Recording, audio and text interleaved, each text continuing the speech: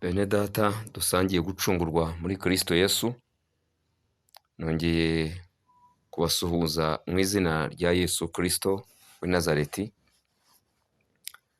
mwifuriza amahoro n'imigisha bituruka ku mwami wacu Yesu Kristo.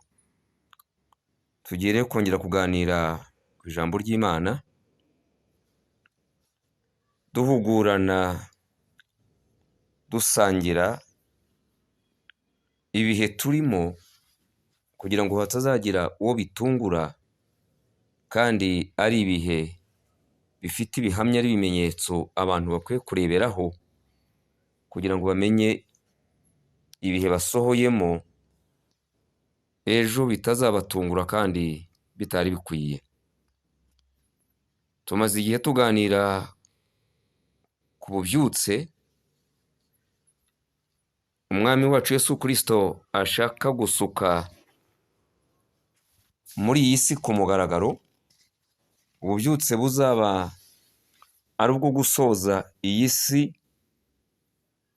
no kuzamura umugeni kugira ngo ajye kwimana na Yesu Kristo, ubwami butazahanguka.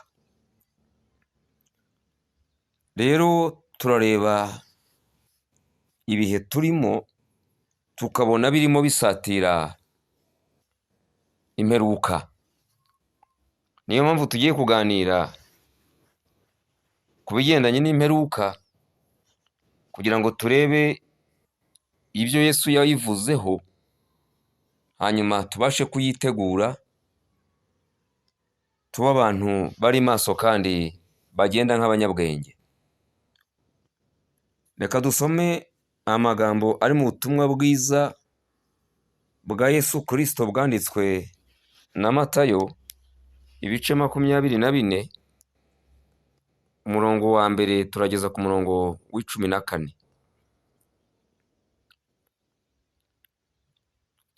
Ubutumwa bwiza bwanditswe na Matayo, ibice 24, turahera ku murongo wa mbere tugeze ku murongo w'14.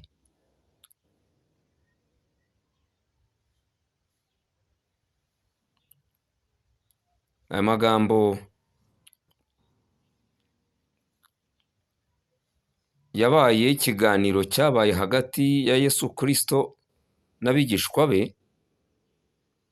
Ni ikiganiro bakoranye basohotse mu rusengero, hanyuma bamwereka uko rwubatse, nawe ababwira ibyo barebesha amaso ko atari byo bigaragara mu buryo bw'umwuka. Yesu asohoka mu rusengero, akigenda abigishwa be baramusanga, bashaka kumwereka imyubakire y'urusengero. Arababwira ati, ntimureba ibi byose? Ndababwira ukuri yuko aha hatazasigara ibuye rigeretse ku rindi ritajugunywe hasi. Yicara ku musozi wa Elayono, abigishwa baza aho ari biherereye, baramubaza bati, tubwire, ibyo bizaba ryari? N'ikimenyetso cyo kuza kwawe n'icy'imperuka y'isi ni ikihe? Yesu arabasubiza ati, mwirinde hatagira umuntu ubayobya, kuko benshi bazaza biyita izina ryanjye bati, ni jye Kristo. Bazayobya benshi. Muzumva iby'intambara n'impuha z'intambara, mwirinde mudahagarika imitima, kuko bitazabura kubaho. Ariko imperuka izaba itaraza. Ishyanga rizatera irindi shyanga, n'ubwami buzatera ubundi bwami. Hazabaho inzara n'ibishyitsi hamwe na hamwe. Ariko ibyo byose bizaba ari itangiriro ryo kuramukwa. Ubwo nibwo bazabagambanira ngo mubabazwe, ndetse bazabica, muzangwa n'amahanga yose abahora izina ryanjye. Nibwo benshi bazasubira inyuma, bazagambanirana bangane, n'abahanuzi benshi b'ibinyoma bazaduka bayobye benshi. Maze kuko ubugome buzagwira, urukundo rwa benshi ruzakonja. Ariko uwihangana akageza imperuka niwe uzakizwa. Kandi ubu butumwa bwiza bw'ubwami buzigishwa mu isi yose, ngo bube ubuhamya bwo guhamiriza amahanga yose, nibwo imperuka izaherako ize. Iki ni ikiganiro Yesu yagiranye n'abigishwa, bagiye mu rusengero, basoje amateraniro barasohotse, abigishwa be batangarira uburyo urusengero rwubatse. Noneho basohotse baramwiherana bati, mwigisha, ese waroye? Warebye ukuntu iyi nyubako yubakishije izahabu, yubatse mu buryo butangaje, iyi nzu wayibonye? Yesu igisubizo yabahaye cyabaye nk'ikibatunguye, si cyo bari biteze. Bo barebaga ibigaragara, bumva ko ari byo bifite umumaro, kuko amaso y'abantu areba ibigaragara. Ariko Yesu agiye kubasubiza, abasubirisha ibitagaragara. Arababwira ngo ibi byose mubonye, ibi byose mwitegereza mubona, ati ndababwira ukuri yuko hatazagira ikintu na kimwe kizasigara gihagaze, nta n'ibuye rizasigara rigeretse ku rindi ritajugunywe hasi. Ibi yababwiye amaze kujya mu ijuru mu mwaka wa gana 70. Nyuma y'uko Yesu agiye mu ijuru, haje umuyobozi mukuru w'ingabo w'umuroma witwaga Titusi, yari generali,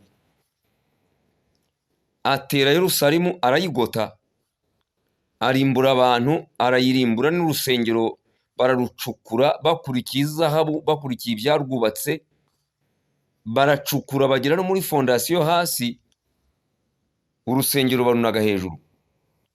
Kuva icyo gihe ntabwo rurongera kubakwa, hahise hajya umusigiti. Abisirayeli baratatana, barahunga, bahungira hirya no hino, ari nabwo itorero ryatotejwe cyane, ribona akarengane gakomeye. Ubuhanuzi bwa Yesu buba burasohoye mu mwaka wa 70.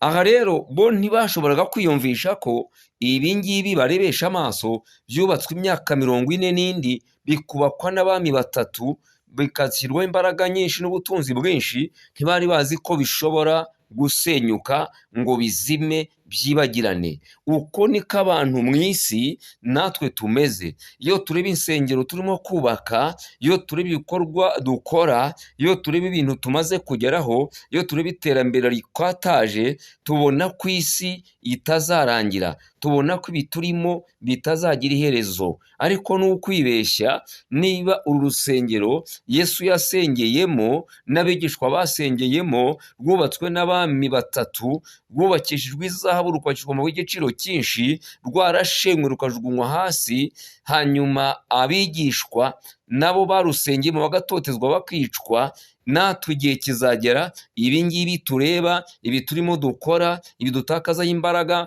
ibi dushyiraho ubwenge bwinshi, ibi dushyiraho imitungo itagira ingano, igihe cyabyo nabyo kiri hafi, nabyo bizamera nk'uko uru rusengero rwabaye. Rero iki ni igihe gikomeye, gisaba ko abantu bagira ubwenge, gisaba ko abantu bashishoza, ntiturebe nk'uko abigishwa barebaga muri icyo gihe, ahubwo kubera ko turi kumwe na Yesu, tukarebesha amaso y'umwuka, ariyo maso areba ibitagaragara. Iki nicyo gikenewe muri iyi minsi. Rero tugiye kureba, ese ububyutse Imana irabusukira iki? Ni ukuvuga ngo turi mu bihe bikomeye, turi mu bihe bisaba ko abantu bakanguka, bakareka kureba inyubako, bakareka kureba ibikorwa remezo, bakareka kureba ibyo hanze aha ngaha, ahubwo bakarebesha kwizera, bakagira amaso mashya abasha kureba iherezo ry'ibihe, kuko itangira ryo ryaratangiye, ryarabaye, kandi turi mu rugendo rugeze hagati. Ahubwo dukwiye kureba mu iherezo, tukamenya ngo ese iherezo ry'ibi bintu ni irihe, iherezo ry'ibi bintu rizaza ryari, iherezo ry'ibi bintu turyiteguye dute. Aha turimo turibaza ngo ese ni ikibazo ukwiye kwibaza, nanjye nibaza. ngo imperuka ko ikomanga warabimenye. Ubyibaze nanjye mbyibaze, imperuka ko ikomanga warabimenye. Ese imperuka ni iki? Iminsi y'imperuka yatangiye ryari, irangwa n'iki? Ibi ni ibibazo twibaza. Turareba ngo imperuka ku ikomanga warabimenye, hanyuma twibaze ngo imperuka ni iki? Twibaze ngo ese iminsi y'imperuka yatangiye ryari, irangwa n'iki? Iyi si Imana yaremye yayihaye ibihe 7. Ibihe 7 nibirangira isi nayo izarangira, nk'uko habanje kubaho indi si mbere y'uko iyi turimo ibaho, hari indi yabayeho. Igihe kiragera nayo ivanwaho, hanyuma haza indi yo dusanga mu Itangiriro igice cya mbere uhereye ku murongo wa mbere avuga ngo mbere na mbere Imana yaremye ijuru n'isi. Itangira irema ibi byari bisanzwe bihari, kuko biratubwira ngo isi ntiyari ifite ishusho. Hanyuma ngo umwuka w'Imana yagendagendaga hejuru y'amazi. Icyari cyarazanye umwuka w'Imana kugendagenda hejuru y'amazi ni iki? Umwuka w'Imana yari yaraje kureba uko isi iteye kugira ngo atange ishusho yayo, ayihe forume. Nicyo cyari cyarazanye umwuka w'Imana, aza kugira ngo agene aho amazi akwiye kujya, aho amashyamba akwiye kujya, aho akwiye kujya ubutaka, aho akwiye kujya inyamaswa, aho akwiye kuzatura abantu. Yari yaje gutanga igishushanyo cy'isi kugira ngo isi igire umurongo, isi ye kuba akajagari, isi ibe itunganye, ifite ibyangombwa byose bikenewe kugira ngo itange ubuzima umwana w'umuntu azabamo akagubwa neza. Haleluya. Imana rero irema yayihaye ibihe 7, nibyo tugiye kureba. Ibyo bihe 7 bigomba kurangirana nayo irangiye. Abantu rero bibwira ko isi izagumaho, isi itazarangira, ngo niko byahoze, uko niko abantu bibwira. Nta kigira itangiriro kitagira iherezo uretse Imana yonyine, kandi yo ntigira itangiriro ntigira n'iherezo. Yo ni Alufa ni na Omega, niyo gutangira kw'ibintu ni nayo gusoza kwabyo. Imana yahozeho, iriho kandi izahoraho. Rero hano Yesu aganira n'abigishwa be, bamwereka ibintu bitangaje biri mu isi. Bamwereka urusengero rwabo ukuntu rutangaje, rukomeye, ruteye ubwoba. Arabihera nabwo atari ko ibireba mureba mwebwe ntabwo mubizi. Ndababwira ukuri yuko ibi ngibi murebesha amaso nta buye rizasigara rigeretse ku rindi ritajugunywe hasi. Ariko Matayo 16 umurongo wa 18 ababwira amagambo akomeye. Abicaje hasi ngo bageze i Kayisariya mu gace ka Filipo. Hanyuma arababaza, cyari igice gihambiriye n'isi y'umwijima. Arahabajyana kugira ngo arebe ababasha guhishurirwa, bakamenya iby'ijuru ritanga, hanyuma bakagendana no guhishurirwa. Arababaza ati se mwumva abantu banyita nde? Buri wese avuga ibye. Agera kuri Petero. Petero ati Kristo umwana w'Imana ihoraho. Aramubwira ati ntabwo ari inyama n'amaraso biguhishuriye Petero, ntabwo ni Data wo mu ijuru. Arambwira ngo nzubaka itorero ryanjye ku rutare. Haleluya. N'amarembo y'ikuzimu ntabwo azarishobora. Ntabwo ari ukubaka kuri Petero nk'uko abenshi babyibwira, nk'uko benshi babyibeshye, nk'uko benshi babibeshya, nk'uko na benshi babibeshywa. Yarababwiye ngo nzubaka itorero ryanjye kuri urwo rutare. Yavuze urutare, ntabwo yavuze ibuye. Petero ni ibuye, ntabwo ari urutare. Urutare ni Kristo Yesu. Hanyuma Petero akaba ibuye rizubakwa kuri Kristo Yesu. Yaravuze ngo nzubaka itorero ryanjye kuri urwo rutare. Urutare niwe utanyeganyezwa n'amarembo y'ikuzimu. Petero yaranyeganyeze igihe Yesu bamujyanaga bagiye kumwica, bamutwaye, igihe bamukubitaga bati Petero turakubonye dusanga urasa nawe kandi ugendana nawe unavuga nkawe, uri no mu ntumwa ze. Aravuga ati jyewe uwo mugabo sinamuzi. Bati no kuvuga ni we, uravuga nkabo. Ati rwose ntabwo njye mbizi. Arabihakana, aramwihakana. Amaze kumwihakana, Yesu yari yamuhaye ikimenyetso ati saa kirajya kuba ikunyihakanye gatatu. Bivuga ngo amarembo y'ikuzimu rero Petero we aramushobora, aramunyeganyeza. Igihe baza gufata Yesu, Petero ngo yakuye inkota aca ugutwi k'umugaragu w'umutambyi mukuru. Yesu aramubwira ati Petero sigaho, subiza inkota mu rwubati, intambara yacu ntabwo ari iyi ngiyi, twe ntabwo turwanisha inkota. Nuvuga ngo Petero amarembo y'ikuzimu yaramushoboraga, yaramunyeganyezaga. Ntabwo ari amarembo y'ikuzimu Yesu yabwiye Petero n'abigishwa be ko azubakaho itoro ntashobore kurinyeganyeza. Ntabwo yavuze kuri Petero, yavuze kuri we, ari we rutare, ari we wari ugiye kwitanga, akitangira abantu, hanyuma agapfa akazuka, akajya mu ijuru, akazubaka itorero rye ku mbaraga zikomeye z'umwuka wera. Niyo mpamvu ku munsi wo gutangira itorero yasutse umwuka wera kugira ngo abari abagabo babyara abana, batera inda, bafite impara, bari n'ubwanwa, bahinduke abagabo mu kwizera, bakora imirimo yo gukiranuka, bazashobore guhangana n'amarembo y'ikuzimu. Kandi bamaze kuzura imbaraga z'umwuka wera nibwo babashije guhangana n'imbaraga z'ikuzimu. Isi y'ikuzimu barayihangara, ntiyabicyongera kubanesha, kuko babaye abagabo nyabagabo, bubatse muri Kristo Yesu, buzuye imbaraga z'umwuka wera, ijambo ry'Imana riri muri bo, nabo barakora bagendanye no gushaka kwa Yesu Kristo wabahamagaye akabatuma. Aha rero arabaganiriza, arababwira ngo ibi ngibi mureba bizasenyuka, ariko jye nzubaka itorero amarembo y'ikuzimu ntazarishobora. Dore mu gihe turimo rero, muri iki gihe cyacu, ntabwo ari nonaha gusa, no mu bihe byatambutse, abantu turimo turubaka insengero, abantu bakazipfiramo, turubaka imva, turubaka za morgue, aho abantu baza n'uburuhukiro, niho dushyira imirambo y'abapfuye. Abantu baraza bishwe n'ibyaha, aho kugira ngo tubabwirize ubutumwa bwiza bubavana mu byaha, tubakirize Yesu nk'umwami n'umukiza w'ubugingo bwabo. Abantu bakira agakiza, buzure ijambo ry'Imana, babatizwe mu mwuka wera, bagende mu nzira zikiranuka. Ahubwo tukabereka inyubako, tukabakoresha imirimo nabo batarabasha gukora. Ni abantu barwaye, baje bakeneye kuvurwa, baje bakeneye imiti, aho kugira ngo tubavure, aho kugira ngo tubahe imiti, buri wese tumenye uburwayi bwe,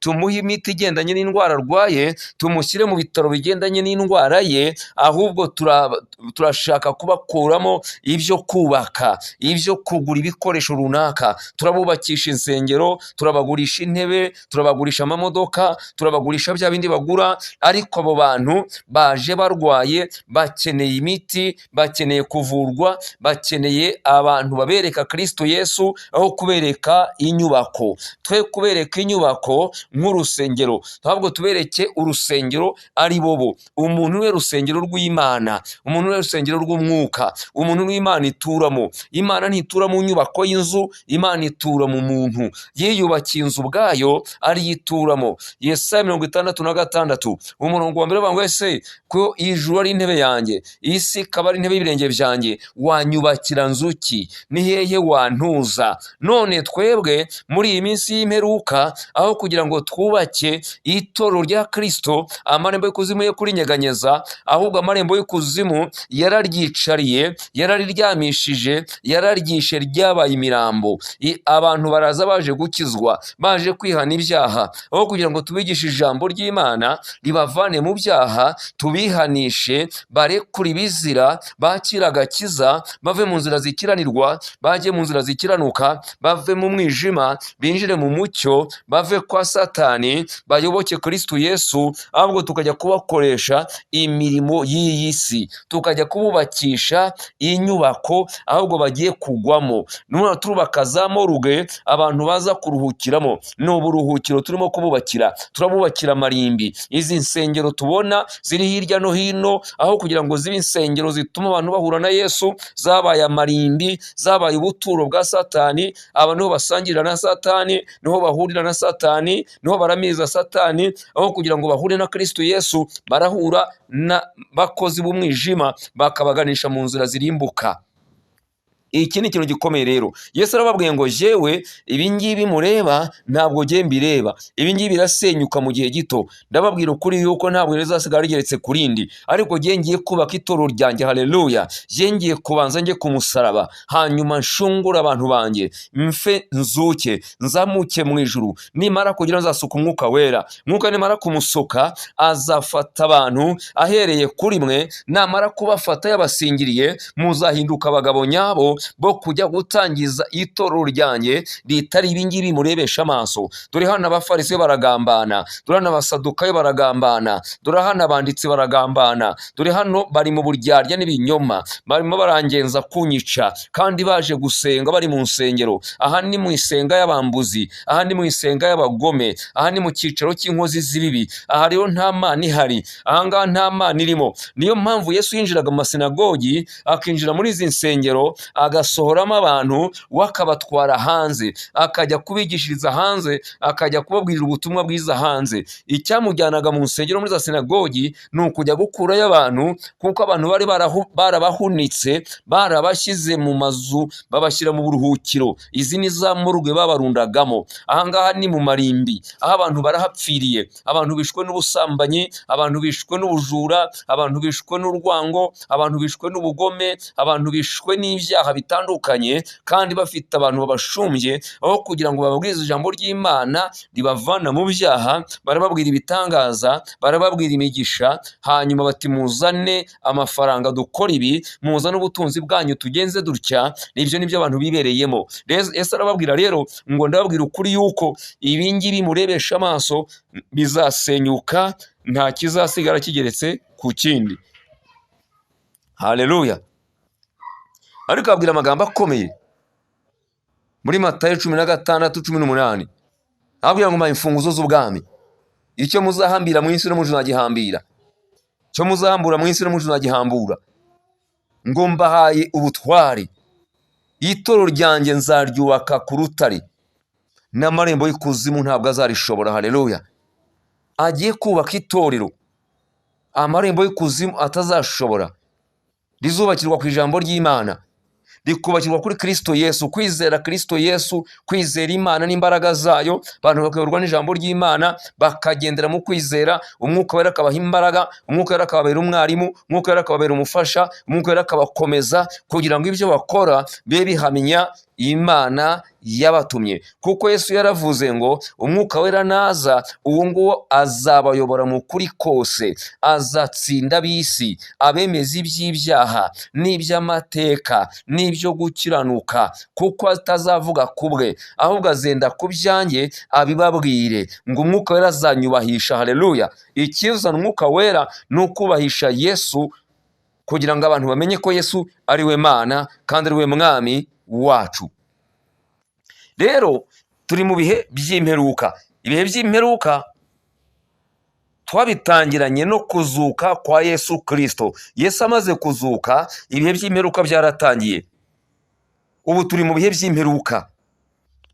Turibaza ngo imperuka ni iki? Imperuka ni igihe giheruka ibindi. Haba hari ibihe byabanje, hakaza kuba igihe gisohorwa muri ibyo bihe, hanyuma kigaheruka ibindi. Rero turi mu gihe cy'imperuka, turi muri cya gihe giheruka ibindi. Ahubwo turimo turareba ngo ese ibimenyetso biranga ibihe by'imperuka ni ibihe? Icyo nicyo abantu bagomba kureba, tukamenya ngo ese byari bingahe, tumaze kubona bingahe, ibisigaye ni bingahe. Imana imaze kurema iyi si, nabwo ngo yihaye ibihe 7. Igihe cya mbere cyari igihe cy'ubuziranenge. Yaremye Adamu, imaze kumurema imushyira mu isi, iramubwira ngo dore iyi si ndayiguhaye, jya muri iyi ngobyi ya Edeni, hanyuma uturemo, uzarya imbuto z'ibi biti birimo, usibe igiti kimenyesha icyiza n'ikibi, hanyuma iyi ngobyi uyihingire kandi uyirinde. Imuhaye itegeko ry'uko agomba kurinda ingobyi kandi akayihingira. Iramubwira ngo ubyare woroshye wuzure isi ugwire. Iramubwira ngo utware ibintu byose nshyize hano muri iyi ngobyi, ibyo nshyize mu mazi, ibyo nshyize mu kirere, ibyo ubona byose mu isi ndabiguhaye ngo ubitware, ubitegeke. Imana imuha ubutware, imuha itegeko, imuha n'isezerano, imuha inshingano.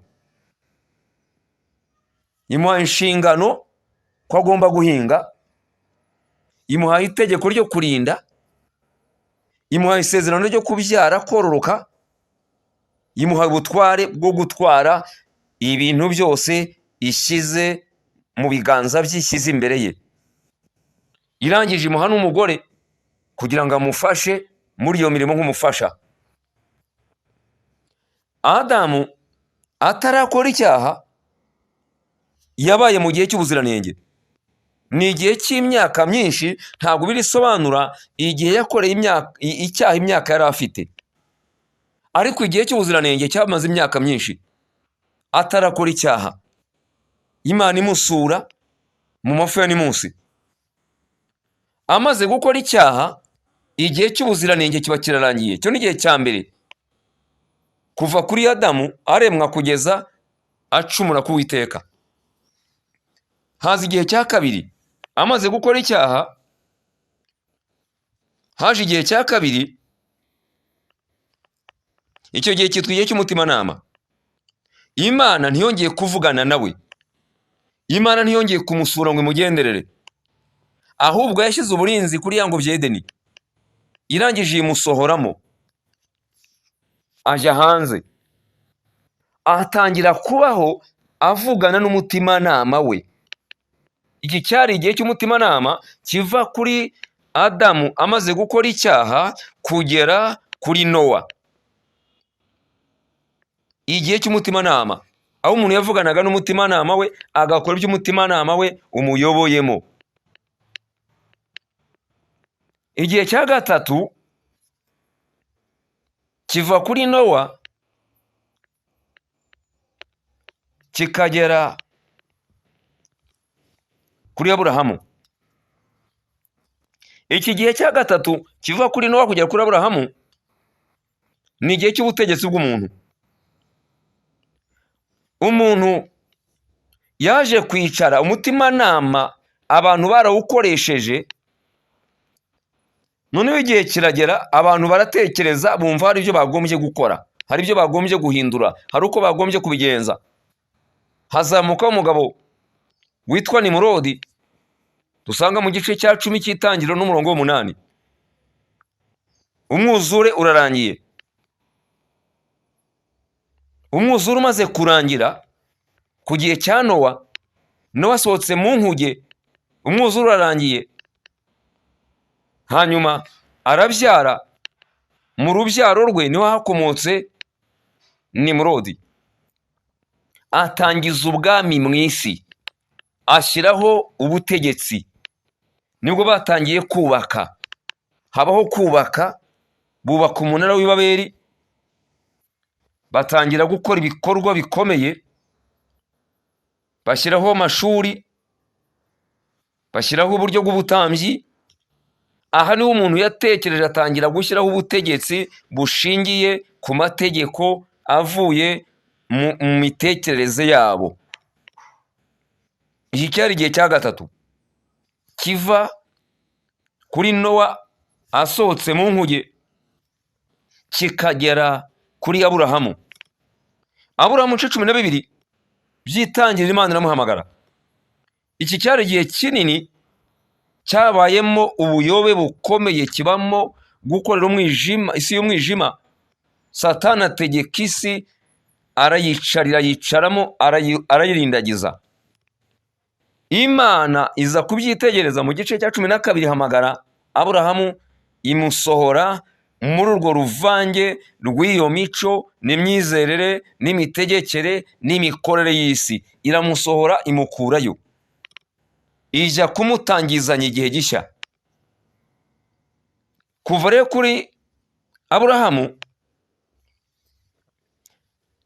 igice cya 12, Aburahamu Imana iramuhagurutsa, tugeze ku gihe cya 4 kiva kuri Aburahamu kikagera kuri Mose.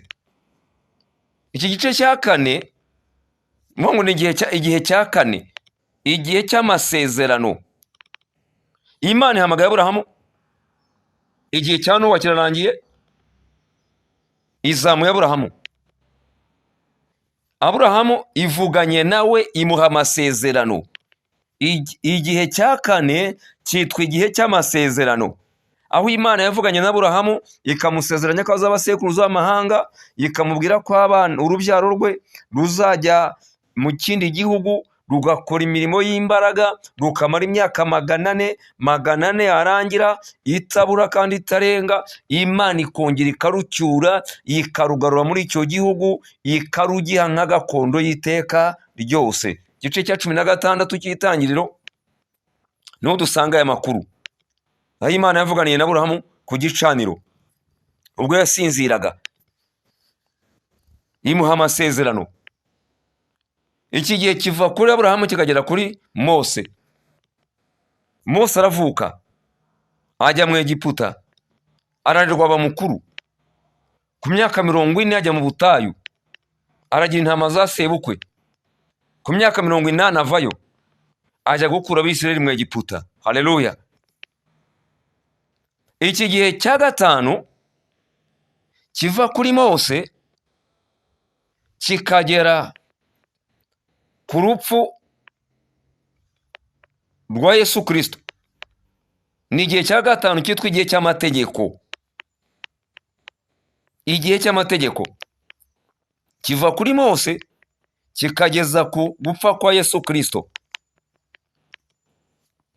Aha niho dusanga Aburahamu yari yarahawe amasezerano yuko abamukomokaho bazahabwa Kanani nk'igihugu cy'isezerano, ikaba gakondo yabo. Hanyuma Yozefu atwarwa mu Egiputa agurishijwe. Mose ajyanwa mu Egiputa kuko bari bamujugunye, umukobwa wa Farawo akajya kwiyuhagira akamubona, hanyuma akamutwara akamurera agakura. Abisirayeli baza kujya bagiye guhaha ku gihe cya Yozefu. Bagiye guhaha, Yozefu abatuma umuryango wimuka ari abantu 70. Baragenda baturayo, bamara imyaka 400 muri icyo gihugu barororoka. Hanyuma Imana ibwira Mose ngo nagende akura Abisirayeli mu Egiputa kuko yumvise gutaka kwabo kwamugezeho. Ibice 3 byo kuva umurongo w'8, Imana ibwira Mose ngo numvise gutaka k'ubwoko bwanjye, manuwe no kubakiza. Numvise kuniha kwabo, umuniho wabo wangezeho, umubabaro wabo nawumvise, agahinda kabo nakumvise, amaganya yabo nayumvise, gutaka kwabo nakumvise. Nabonye agahinda bafite, none nanjye manuwe no kubatabara ngo mbakure mu buretwa, mbakize amaboko ya Farawo urimo kubahata batwaza igitugu, mbajyane mu gihugu narahiriye sekuruza w'Aburahamu ko nzabaha, kikabera cy'amata n'ubuki. Ndagira ngo tugende tujye kubakuru tubatware mu gihugu n'abasezeranije. Haleluya. Aha niho Imana yahereye Mose amategeko. Aragiye bakuyeyo, bageze mu butayu, yitanze amategeko ku munsi wa 40. Yagiye gusenga, ayisanga ku musozi, imuha amategeko. Aramanuka asanga abamikirwamana, ayakubita hasi arayamena. Hanyuma Imana imubwira ko agaruka abaza amabuye, akagaruka Imana ikandikaho. Mose abaza amabuye, arazamuka asubira kuri wa musozi, Imana ngo yandikaho n'urutoke rwayo. Haleluya. Arongera arayagarukana. niyo mpamvu cyitwa ngo ni igihe cy'amategeko. Ni igihe Abisirayeli bagiye bayobowe n'amategeko Mose yavanye ku musozi wa Sinayi. Hanyuma iki gihe kikagera kuri Yesu azutse. Yesu amaze kuzuka ko ku musaraba, iyo dusomye ibice 11 bya Matayo 20:29, haravuga ngo mwese abarushye n'abaremerewe nimuze munsange ndabaruhura, mwemere kunyigira ko ndi umugwaneza kandi noroheje mu mutima, ngo namwe muzabona uruhukiro mu mitima yanyu. Mose Imana imuhaye amategeko arabatwaye abageza i Kanani. Bamaze kugera Kanani, amategeko arabananira, barasaya. Hanyuma bata Imana. Bataye Imana, Imana yohereza Yesu. Yesu aza mu isi aravuka. Amaze kuvuka ku myaka 30 atangira ivugabutumwa. 33 arapfa, arahambwa, arazuka, ajya mu ijuru. Amaze kujya mu ijuru ku munsi wa Pentekote, asuka imbaraga z'umwuka wera gutangira itorero ku mugaragaro. Haba hatangiye igihe cya gatandatu, aricyo cyitwa igihe cy'ubuntu. Ubutumwa bwa Yesu bwabwira abantu ngo ni mwihane kuko ubwami bwo mu ijuru buri hafi. Mwihane, ubwami bwo mu ijuru bwabaguye igitumo, buri hagati muri mwe.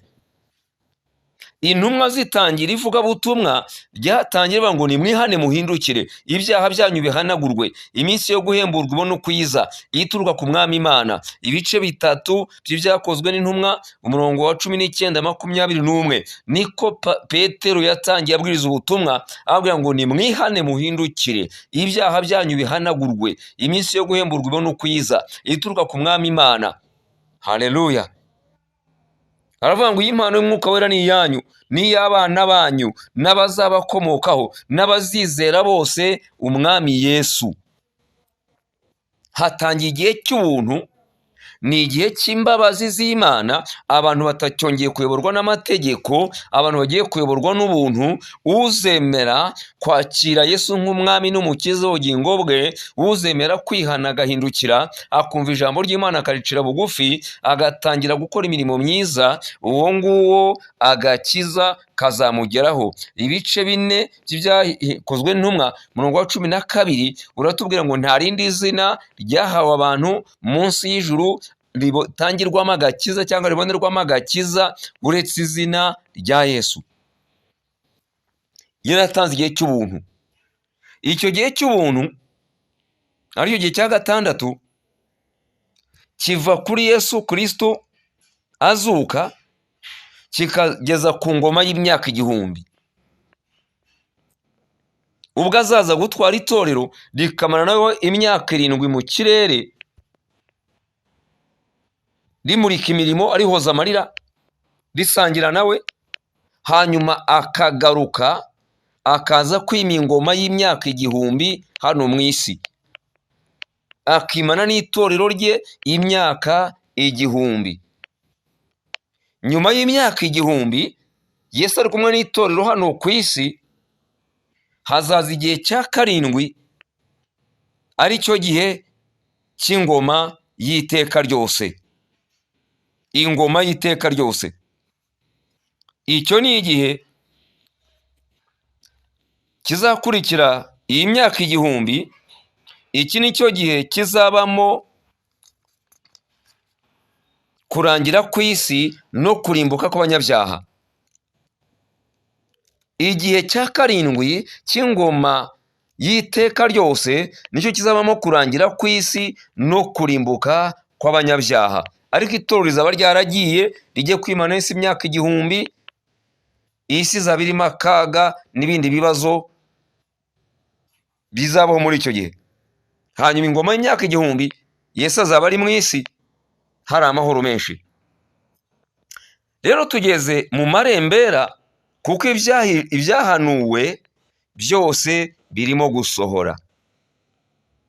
icyo twari dutegereje ni idini rimwe none ryamaze kwitegurwa, ryarateguwe, imyiteguro yaryo yose yamaze gushyirwaho, ryamaze gutangizwa, nubwo ritaramurikwa ku mugaragaro ngo abantu bose babimenye, kuko ibi birategurwa mu mpisho. Igihe cy'idini rimwe, icyo bita New World Order cyangwa Nouvelle Ordre Mondiale, iyi mitegekere y'isi ishyizeho gahunda imwe, umurongo umwe uzategeka isi. Bazahuza idini barihuze na politike cyangwa se n'imitegekere y'isi, biba ikintu kimwe. Abantu be kongera gusenga Imana banyuze mu izina rya Yesu, buzuye imbaraga z'umwuka wera. Abantu bazasenga Imana ariko Yesu ntazaba akirimo, umwuka wera ntuzaba ukirimo. Ni ukuvuga ngo tuzakuraho icyo dupfa dushyireho icyo dupfana, kandi icyo dupfa nicyo gikomeye. Aya madini ari hirya no hino, icyo dupfa ni izina rya Yesu.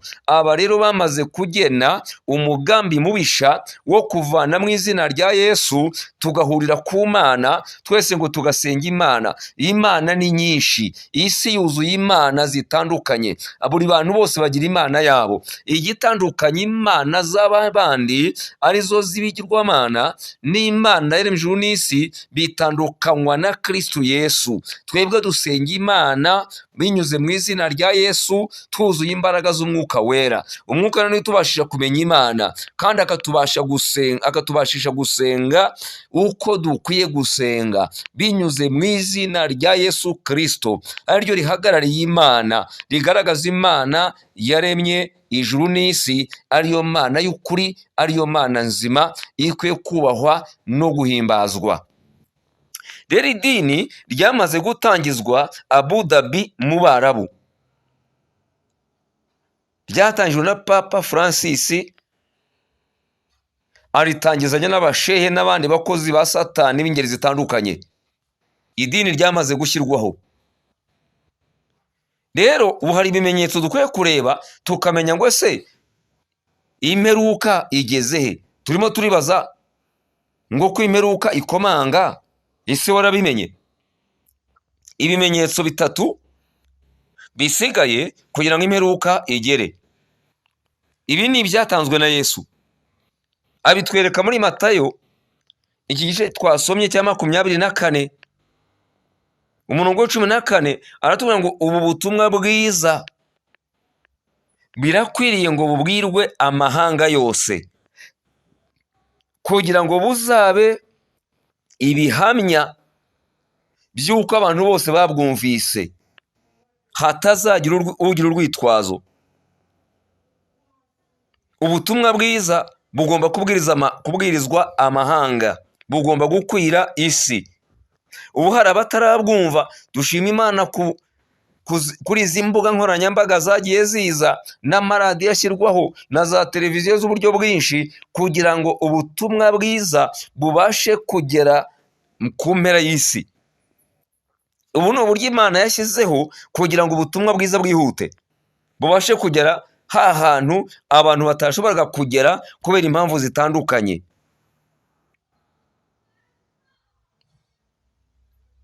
Ikimenyetso cya kabiri Yesu yatanze nyuma yo gutanga iki kivuga ngo ubutumwa bwiza bugomba kubwirwa amahanga yose, icya kabiri yavuze ngo hazabanza kubaho agahe k'amahoro mu isi. Pawulo yandikira Abatesaloniki ba mbere ibice 5 were ku murongo wa mbere, reka twumve aya magambo ko avuga. Ni amagambo Pawulo yandikiye Abatesalonike ba mbere ibice 5.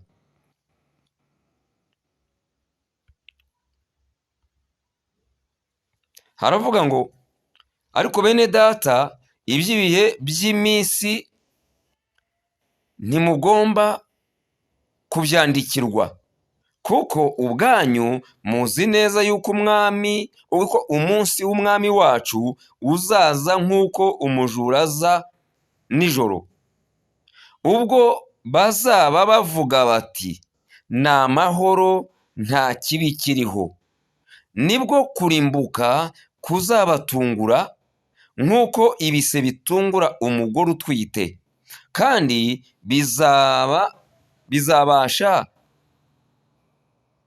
kubikira kandi ntibazabasha kubikira na hato. Hano haratwereka ngo uko umujura atera nijoro niko n'umunsi Yesu Kristo yagennye uzaba umeze, ngubwo bazaba bavuga bati ni amahoro nta kibi kiriho. Ngubwo nibwo kurimbuka kuzabatungura nk'uko ibise bitungura umugore utwite, kandi ntibazabasha kubikira na hato. Iki ni ikintu gikomeye rero. Hano niba hazabanza kuba agahe k'amahoro, Imana irimo irashaka gusuka ububyutse igiye kuzasuka buzatuma isi iyoborwa n'abakozi b'Imana, iyoborwe n'abahanuzi, iyoborwe n'ijambo ry'Imana, iyoborwe n'imbaraga z'umwuka wera. Abakozi b'Imana nibo bagiye kuzayobora isi mu bihe biri imbere. Nibamara kuyobora isi, isi izagira umutekano, isi izagira umudendezo, isi izagira ihumure, isi izagira amahoro, izi ntambara zizavaho, iyi mivurungano izahagarara, ibi byose bizigirayo. Muri ako gahe k'amahoro nibwo Yesu azaba arimo yeza umugeni we, arimo amutunganya. Icyo gihe abantu benshi bashobora kudamarara bakibwira ngo bya bindi bavuze ntabyo, bimwe babeshyaga, bimwe bajyaga batubwira badukura umutima badutera ubwoba, byari ibinyoma, byari iterabwoba, ibi nta bihari. Aho niho umwana w'umuntu rero azatungura isi aze gutwara umugeni we. Agahe k'amahoro birakwiye ngo ubutumwa bwiza bubwirizwe hirya no hino, hanyuma bugere ku mpera y'isi. Niyo mpamvu dukwiye gukanguka tukabwiriza ubutumwa, tukavuga ukuri turi mu rukundo kandi tweruye dushize amanga, kugira ngo abatarabwumva babashe kubwumva. Hari abaturanyi bacu batarabwumva, hari abantu bari hafi yacu batari na kure rwose batari babumenya, hari n'abari mu miryango yacu, hari abo dukorana, hari abo duturanye, hari n'abo twabyaye, yewe hari abo tuvukana, hari abatubyaye batari bamenya ubutumwa bwiza, batari babwumva. Birakwiye ngo abantu bagire umwete, bashishikarire kubwiriza ubutumwa bwiza bwa Yesu Kristo, kugira ngo abantu babwakire, bihane, bahindukire, bategereze ubwami bw'Imana bari muri Kristo Yesu ari we mwami w'abami. Icya gatatu Yesu yatanze nacyo dusanga muri Matayo 24:32, ni ugushibuka k'umutini, kongera kwiyubaka kw'Abayuda, kubaka urusengero rwashenywe n'Abaroma, hakaba hubatse umusigiti muri iki gihe. Kuzongera kubaka urusengero rwabo, uba igihugu cyarongeye kibaho, gifite ubusugire, gifite ubudahangarwa, ariko ntabwo bari banyurwa kuko batari babona inzu yo gusengeramo, inzu yabo, ngo bavuge bati Imana isohoje ibyo yavuganye natwe, itugaruriye isezerano, yadusezeranyije ko ari Imana yacu, natwe tugomba kugira aho tuyisengera, nta bindi bidukoma mu nkokora. Uko Salomo umwami wacu, sekuruza wacu, yatwubakiye inzu isize itanzweho itegeko na Dawidi, ari we sekuruza wacu, iyi nzu natwe tugomba kongera kuyibona. Aho yari iri ubu hari umusigiti. Igihirimbanirwa ubu ngubu ni ukugira ngo uyu musigiti uhakurwe, bongere kubaka urusengero. Amakuru ariho ni uko ibikoresho byo kubaka uru rusengero byamaze kwegeranywa. Igisigaye ni intambara izakubita, hanyuma igasenya uyu musigiti, bakongera kuhazamura urusengero, umutini ukaba urashibutse, uratoshye, utangiye kurabya indabyo. Hanyuma bakizera bati noneho twebwe tubaye Abayuda nyabo, kuko dufite igihugu, dufite urusengero, dufite Imana, dufite n'amasezerano Imana yavuganye natwe irayasohoje. Aha rero ni muri ka gahe k'ububyutse kazaba gatanze amahoro, kazazana ibi byose bikongera gushyirwa mu mwanya wabyo. Matayo 24:32 hatwereka rero iki kimenyetso cyo gushibuka k'umutini. Iminsi y'imperuka irangwa n'iki? Ibi nibyo twibaza ngo iminsi y'imperuka izaza ryari, irangwa n'iki? Iminsi y'imperuka yatangiranye no kuzuka kwa Yesu Kristo ikazageza ku ngoma y'imyaka 1000. Reka rero tugire abantu inama, turi mu minsi y'imperuka. Imperuka twarayitangiye, turi mu minsi yayo. Iki ni cyo gihe cya nyuma kigiye kurangiza isi. Turi mu gihe cy'ubuntu, cyo gihe cya gatandatu kiva ku gihe cya Yesu yazukaga kuzageza ku ngoma y'imyaka 1000. Turimo turitegura ko impanda ivuga, ituro rikazamuka, Yesu akajya kwimana naryo igihe cy'imyaka 7 mu kirere, akarimanura rikaza hano mu isi, akamanana naryo imyaka 1000. Iki ni cyo gihe turimo rero. Igihe cyo kuvuga ko impanda turimo turabona ko cyegereje. Ibimenyetso bisigaye ni ibi bitatu, ko ubutumwa bwiza bubwirwa amahanga yose, buri wese akagerwaho n'ubutumwa bwiza. Hanyuma hakaza akagahe k'amahoro kagiye kuzazanwa n'iri sukwa ry'ububyutse Imana igiye gusuka ihereye mu karere k'ibiyaga bigari. Hanyuma umusigiti wubatswe ahahoze urusengero rw'Abisirayeli ugasenywa, hakazamuka urusengero rw'Abayuda bakongera kurutaha, ari no hategwa nk'uko Antikristo azaza agahagarara agatangiza ingoma ye, ariyo ngoma izaza kurimbura abanyabyaha. Ububyutse bugiye gusukwa mu isi buhereye mu biyaga bigari ni ububyutse butigeze kubaho kuva isi yaremwa, kuko buje gusoza isi. Ubwasutswe igihe cya Petero intumwa bwatangiraga itorero rya Yesu Kristo ritangiza itorero mu isi. Hagiye gusuka ububyutse bwa nyuma buza kuvana itorero mu isi buricyura kwimana na nyiraryo mu gihe cy'ubwami butazahanguka. Ni ububyutse bwo kweza umugeni kugira ngo Yesu amutware, amwishyire, ajye kubana nawe ibihe bidashira. Iyi ntambara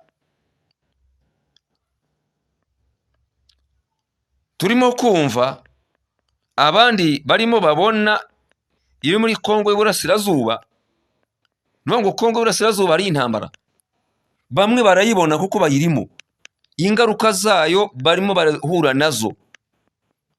Igiye kujya mu Rwanda, ije mu Burundi, irateguriza ububyutse bugiye gusukwa. Ubu bubyutse bugiye gusukwa ni ububyutse bushaka ibiguzi, ni ububyutse busaba ibitambo, ni ububyutse buzamena amaraso. Ntabwo abantu babizi, abantu bari aho ngaho bijejwe ibidahari, barimo barababeshya, kuko hari politike ziri mu bantu zibabwira ngo ntabwo izi ngoma zacu zavaho, nta wadushobora, nta waduhangara, turakomeye. Ntabwo mbyanze ko bakomeye, simbyanze ko bateye ubwoba, simbyanze ko ari ibihangange, simbyanze rwose ko ari bakabutinda ari amashyano, ariko nta ugihangange kibi imbere ya Kristo Yesu. Umugambi wa Kristo yagennye isi itararemwa, ntabwo umwana w'umuntu yawitambika. Iki ni igihe cyo gusenya ibyubatswe n'abana b'abantu kugira ngo umugambi we awusohoze. Arashaka gutera intebe ye mu biyaga bigari, kuko isi igiye kurangira, imperuka irimo irakomanga, igihe cyayo cyageze. Ubutumwa bwiza kugira ngo bugere mu mahanga yose, bugere ku mpera y'isi, arashaka gusuka ububyutse buzajyana ubwo butumwa, hakaba agahe k'amahoro, hanyuma urusengero rukubakwa, umusigiti wamaze gusenywa, Abayuda bakongera kubona urusengero rwabo, Yesu akaza gutwara umugeni we. Iki ni cyo gihe dusohoyemo, nicyo gihe turimo. Imperuka irimo irakomanga, imperuka iri ku marembo. Abatarora bafite amaso ahumye nibo bagisinziriye mu isi, ariko abakangutse bari mu mwuka bareba ibihe, bazi gusoma ibihe, bazi kubara ibihe, bazi kumenya amateka, bazi kureba uko ibihe bigenda bihana n'ibindi umwanya, bamaze kubona ko igihe cy'imperuka cyageze, bamaze kubona ko ibihe byarangiye. Ahubwo iki ni igihe cyo kwitegura, buri muntu wese ahari akiyeza. Iyi ntambara iri muri Kongo igiye kuhava ikajya i Burundi, ikava ikajya mu Rwanda, igasenya ibiyaga bigari, ikava n'ubwami bw'abantu, ikubaka ubwami bwa Kristo Yesu. Iyi ntambara igiye gusenya demokarasi, iyi ntambara igiye kuvanaho repubulika, iyi ntambara igiye kubaka ubwami bwa Yesu Kristo, igiye kubaka ubwami butubatswe n'umuntu, igiye gushyiraho teokarasi, ubutegetsi buyobowe na Kristo Yesu. Ingoma izayoborwa n'Imana, ingoma izayoborwa n'Umwuka Wera, abantu bakagenderamo kwizera no gukiranuka, abantu bakubaha Imana n'ijambo ryayo, abantu bagacira bugufi abakozi bayo, ubitambitse amavuta yabo akabarimbura. Utazi amavuta y'Imana arayakinisha. Iki ni igihe rero cy'Imana igiye gusura, igiye kugenderera iyi si kugira ngo ize yeze umugeni wayo hanyuma imutware. Izi ntambara niziva mu biyaga bigari zisohotse mu Rwanda n'ubundi na Kongo, zizafata ibihugu bindi bidukikije, kuko ntabwo buzasukwa mu Rwanda n'Uburundi gusa na Kongo, buzakwira iyi si, burabanziriza muri Afurika. Ibi biyaga bikikije, ibihugu bikikije u Rwanda, bikikije Kongo n'ahandi, bikikije Uburundi, ibi nabyo bizafatwa n'ububyutse, kandi ububyutse burasaba ikiguzi. Ntabwo ari ububyutse buzapfa kuza gutyo gusa, buzamena amaraso ya benshi. Abapasitori bagiye kubwitambika, abangaba bazabugendamo, abavugabutumwa bazabwitambika, aba bazabugendamo, abayobozi bayoboye ibihugu bazabwitambika, aba bazabugendamo, abapfumu bitambika, aba bazabugendamo, abakozi b'umwijima b'ingeri zitari zimwe bazitambika ububyutse bwa Kristo Yesu, abo bose bazabugendamo. Ntabwo bazabubona kuko bazarimbuka, bazagenda bataburebesheje amaso.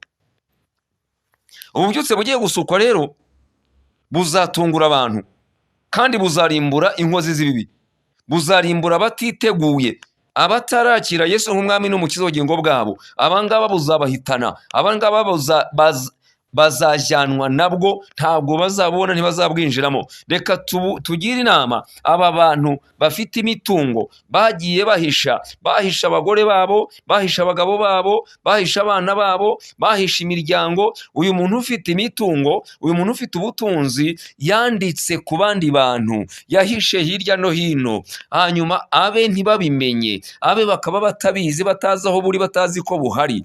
Reka tubabwire, tubagire inama. Igihe kije yagiye kuza intambara, hagiye kumeneka amaraso, namwe muzagendamo, abenshi muzagendamo. Ese ko mugiye kugenda? Ese ko mugiye gupfa? Ko mugiye kubisiga abana banyu batabizi, abagore batabizi, abagabo batabizi, abababyaye batazi iyo mwabishyize? Ese nihagira urokoka mu muryango wanyu mwarabimuhishe atazi aho biri, ese narokoka azabaho ate kandi byakamutunze bigiye gutwarwa n'abatarabigizemo uruhare, batabiruhiye?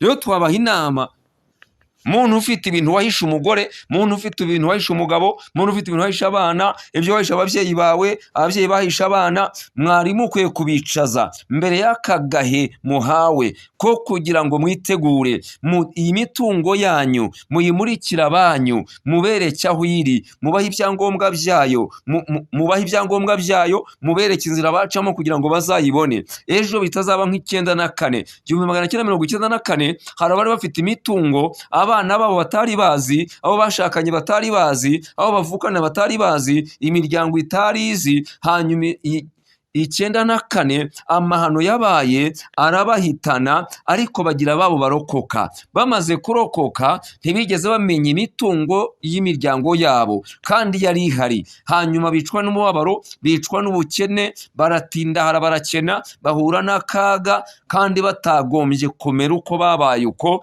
bitewe n'uko bagize abavandimwe gito. Nanjye rero reka nkubwire, reka mbaburire bantu b'Imana, nimukanguke muve mu bitotsi. Hari ibyo bababwiye, hari ibyo bababeshye, babwira ngo murakomeye, ngo ntacyo muzaba, ngo muryame musinzire, ngo nimuryame mukondora josi. Icyo ni ikinyoma, icyo ni ikinyoma, icyo ni ikinyoma. Ejo cyangwa ejo bundi bizagutungura utagifite igaruriro, nta kukibigenje, kandi waragize umwanya wo kwitegura.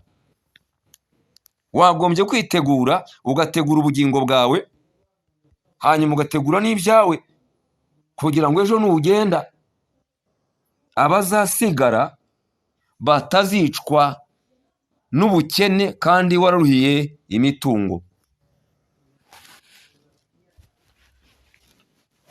Rero iyi ni inama twabaha, turimo dusoza. Twagira ngo tubibutse ngo imperuka irakomanga. Niba imperuka ikomanga, ese warabimenye? Hari ibihe 7 biyiranga. ibi bihe birindwi biranga, twabonye ko igihe cya mbere cyari igihe cy'ubuziranenge, igihe cya Adamu atarakora icyaha. Tubona ko igihe cya kabiri cyari icy'umutimanama. Adamu amaze gukora icyaha, kiza kikagera kuri Aburahamu, kikagera kuri Nowa. Hanyuma kuva kuri Nowa kugera kuri Aburahamu cyari igihe cy'ubutegetsi bw'umuntu. Kuva kuri Aburahamu kugera kuri Mose cyari igihe cy'amasezerano. Kuva kuri Mose kugera ku rupfu rwa Yesu Kristo cyari igihe cy'amategeko. Kuva kuzuka kwa Yesu kugera ku ngoma y'imyaka 1000 ni igihe cy'ubuntu. Nicyo gihe turimo rero.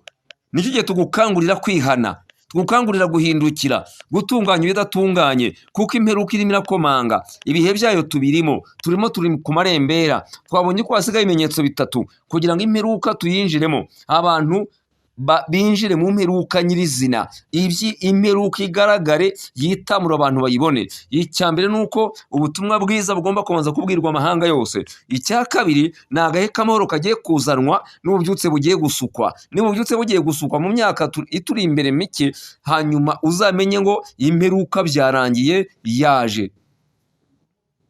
Icya gatatu gisigaye nuko ahubatse umusigiti, hahoze urusengero rw'Abisirayeli, ugiye gusenywa, hakubakwa rwa rusengero. Nirumara kuzura, aho uzamenya ngo igihe cyarangiye, Yesu yaje, aje gutwara umugeni we. Rero kugira ngo ibi bihe nawe uzabashe kubibamo neza, uzabashe kumva impanda, uzabashe kwinjira muri iki gihe cy'imperuka uri kumwe na Kristo Yesu, kuko ubu ni igihe cy'ubuntu, nawe ubwo buntu bwakugeraho. Niyo mpamvu ngira ngo ntutari wakira Yesu nk'umwami n'umukiza w'ubugingo bwe, kuko biratubwira mu gice cya 4 cy'ibyakozwe n'umurongo wa 12 ngo nta rindi zina ryahawe abantu munsi y'ijuru abantu bakwiye gukirizwamo uretse izina rya Yesu Kristo. Niryo ngira ngo nanjye nkwakirize uyu mugoroba nk'umwami n'umukiza w'ubugingo bwawe, kugira ngo nawe winjire mu gitabo cy'abantu